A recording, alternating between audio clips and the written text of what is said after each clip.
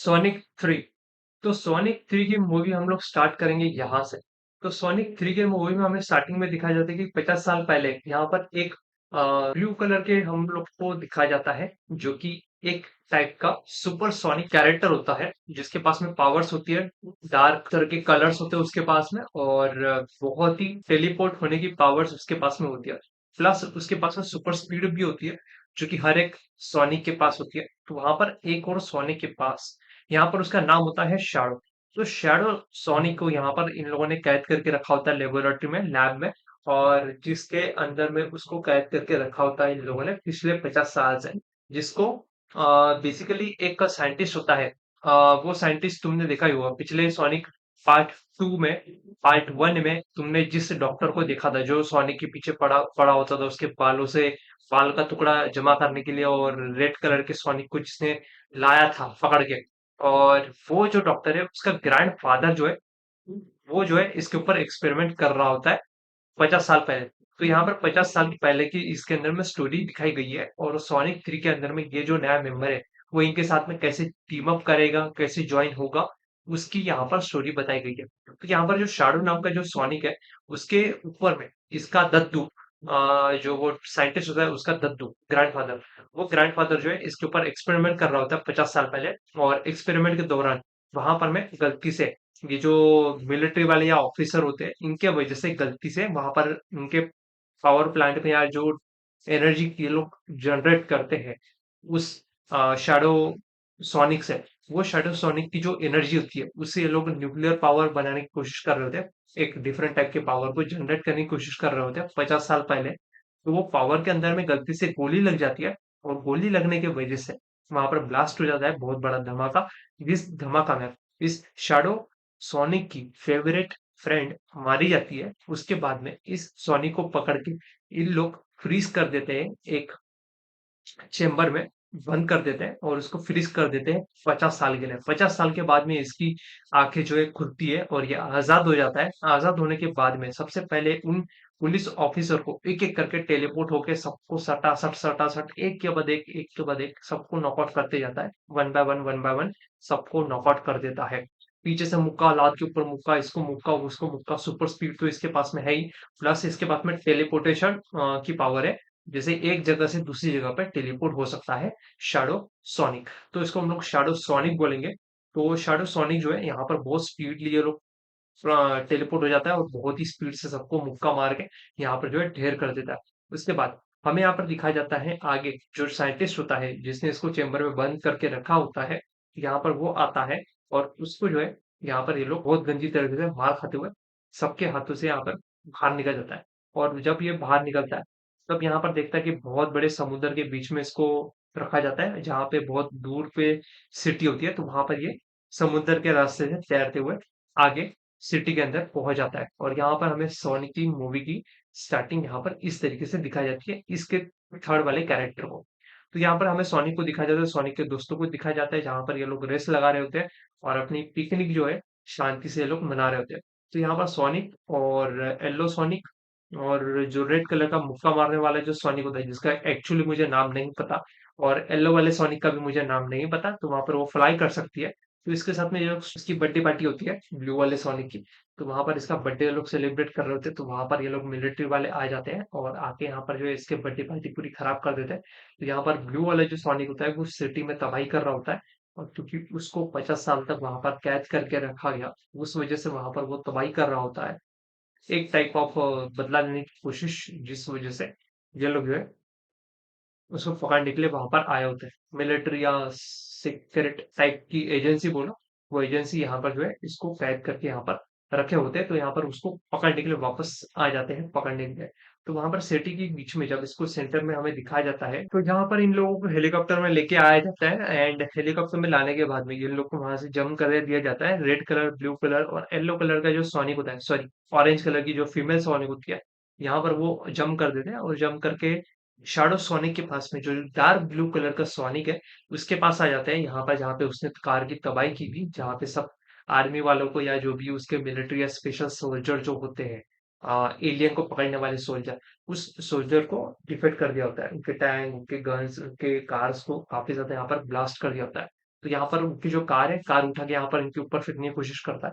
तो यहाँ पर रेड कलर का जो सोनिक है अपने स्ट्रेंथ का इस्तेमाल करके कार को ऊपर आने से रोक लेता है और वहां पर वो कार को रोक देता है। उसके बाद यहाँ पर जो शैडो सोनिक होता है वो इसके जूते पहन के यहाँ पर आता है सामने, सबके सामने। और यहाँ पर वो बिल्कुल एग्जैक्टली लाइट ब्लू कलर के जो सोनिक होता है ठीक उसी की तरह यहाँ पर दिख रहा होता है। वो बोलता है कि ही लुक लाइक मी, ये तो सिर्फ मेरे जैसा दिख रहा है, तुम मेरे जैसा क्यों दिख रहे हो? तो बोलता है तू मेरे जैसा क्यों दिख रहा है? तो यहाँ पर दोनों आपस में थोड़ी बहुत बहस करने की कोशिश कर रहे होते हैं, जहाँ पर इसकी कॉमेडी दिखाई गई है। ये लोग आपस में कॉमेडी कर रहे हैं और उसके बाद में यहाँ पर ये रिंग निकालते हैं जिससे उसको पकड़ के रखा जा सकता है कैद करने के लिए। तो यहाँ पर जो है ब्लू वाला सोनिक ट्राई कर रहा होता है कि इसके साथ हम लोग बातचीत से मामला सुलझाने की कोशिश करेंगे, लेकिन रेड वाले को लड़ने की बड़ी चुल होती है। वो अपने पावर और स्ट्रेंथ दिखाता है क्योंकि वो होता ही है सोनिक रेड टाइप का गुस्सैल। तो वो जो है अपना गुस्सा दिखाने के लिए वहां पर ब्लू वाले सोनिक के ऊपर जाता है गुस्सा दिखाते हुए। तो वो शैडो सोनिक जो है टेलीपोर्ट टेक्निक का इस्तेमाल करके सीधा उसके सामने आ जाता है। और उसके बाद में जो टेलीपोर्ट हो के जो उसको किक मारता है एक के बाद एक के बाद एक, जो धोबी घाट की तरह उसको धोता है।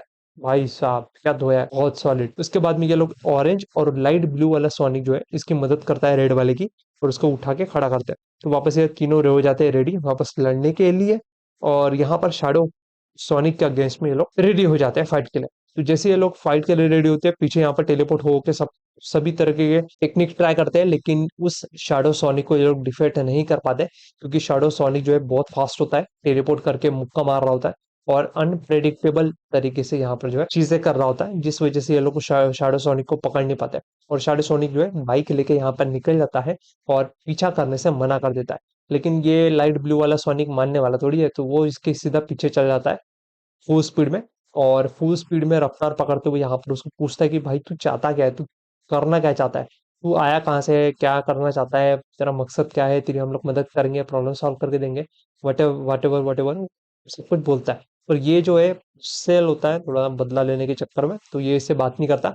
और ये लोग रेस करते करते करते करते काफी यहाँ पर फनी मोमेंट है और एडवेंचर टाइप दिखाया गया है, जहां पर ये उसके बाइक को थोड़ा धीमा करने की कोशिश कर रहा होता है और उस धीमा करने के चक्कर में कम मुक्की हो रही होती है और उस बाइक की स्पीड भगा के ये लोग वहां पर जो है निकाल लेता है और ब्लू वाले सोनिक से पीछा छुड़ा के ये एक बहुत बड़े आईफिल टावर टाइप का कुछ तो बड़ी सी बिल्डिंग होती है, उस बड़े से बिल्डिंग पे फुल स्पीड लगा के ये ऊपर चढ़ जाता है। तो ब्लू सोनिक भी उसके पीछे पीछे जा रहा होता है उस टावर पे। मेगा से टोक्यो का टावर है वो।